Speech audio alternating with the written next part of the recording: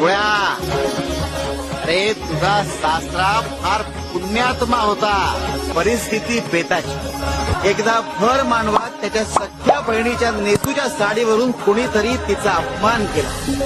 फार रडली बापू. मग त्याच वेळी तिच्या सख्या भावाने म्हणजेच तुझ्या सासऱ्याने भाऊबीजेला तिला नवीन लुगडं घेऊन देण्याचं वचन दिलं.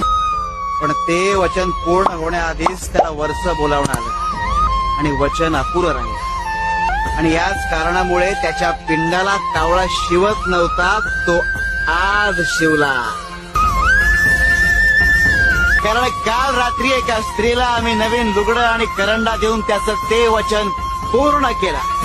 स्वामी जगाची माऊली, स्वामी कृपेची सावली, ऐसी निर काय करायचंय? हे कुणासाठी, ते कुणासाठी?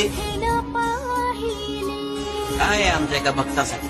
आनंदाचे जे तुझं देणं राहिलं होतं चरणी ते आम्ही तुझ्या या मानलेल्या मुलाकडून पूर्ण करून घेतलंय.